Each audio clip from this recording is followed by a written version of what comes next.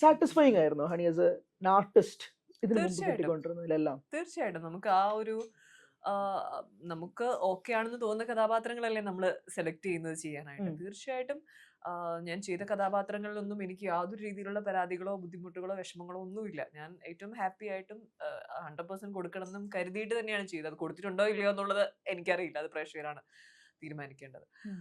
ആം, പക്ഷെ റേച്ചലിൽ എത്തി നിൽക്കുമ്പോൾ ഈ ഒരു 20 വർഷമായിട്ട് ഒരു ടൈറ്റിൽ കഥാപാത്രം ഫസ്റ്റ് ടൈം ചെയ്യുന്നു. ഇത്രയും സ്ട്രോങ് ആയിട്ടുള്ള, ഇത്രയും എന്താ പറയാ, ബ്രേവ് ആയിട്ടുള്ള ഒരു കഥാപാത്രം ഞാൻ ആദ്യം ചെയ്യാണ്. ഒത്തിരി ലെയേഴ്സും ഷെയ്ഡ്സും ഇന്റൻസും ആയിട്ടുള്ള കഥാപാത്രം ഞാൻ ഫസ്റ്റ് ടൈം ചെയ്യാണെന്ന് തന്നെ എടുത്ത് പറയേണ്ടി വരും. ഉം. ഉം. അതൊരു നമ്മളെപ്പോഴും നമ്മുടെ ലൈഫിൽ കരിയറിൽ വന്ന് ഒത്ത് കിട്ടുന്ന ഒരു കാര്യമല്ല.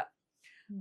അത് ഇതുപോലെ വല്ലപ്പോഴും വന്ന് വീഴുന്ന ഒരു ഭാഗ്യം തന്നെയാണത്. അത് എനിക്ക് തോന്നുന്നു, എനിക്ക് ഈ സിനിമ ആനന്ദിനി എൻ്റെ അടുത്ത് ഒരു വൺ ലൈനായിട്ട് അത് പറയുന്നത് ഫസ്റ്റ്. അത് പറയുമ്പം തന്നെ ഞാൻ ഭയങ്കര ഹാപ്പി ആയിരുന്നു ആ കഥാപാത്രത്തിലും ആ സിനിമയിലും. എനിക്ക് ഭയങ്കരമായിട്ട് ഇഷ്ടമായി. പിന്നെ എനിക്ക് ഉള്ളൊരു കൺസേൺ ഇത് എങ്ങനെ ഇത് ചെയ്ത് ബലിപ്പിക്കും എന്നുള്ള കാര്യത്തിൽ ഡെഫിനറ്റ്ലി ആ സമയത്തൊരു ഉം. ഒരു ഉം. തോട്ട് ഉണ്ടായിരുന്നു. പക്ഷെ ഞങ്ങളൊരു അതിന്റെ ഡ്രസ്സും ഒക്കെ ഇട്ട് ജസ്റ്റ് ഞങ്ങളൊരു ഡയലോഗ് ഒക്കെ ഒന്ന് പറഞ്ഞു നോക്കിയപ്പം തന്നെ ഒരു കോൺഫിഡൻസ് എനിക്കും അല്ലെ ആ ആനന്ദിനിക്കും ആ ടീമിനും ഒക്കെ തോന്നിയിട്ടുണ്ട്.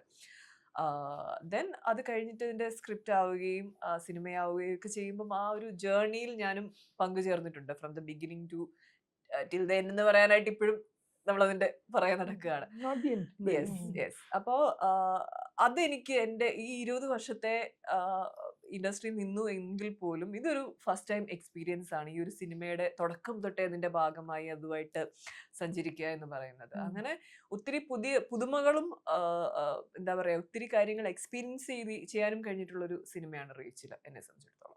ഓക്കെ.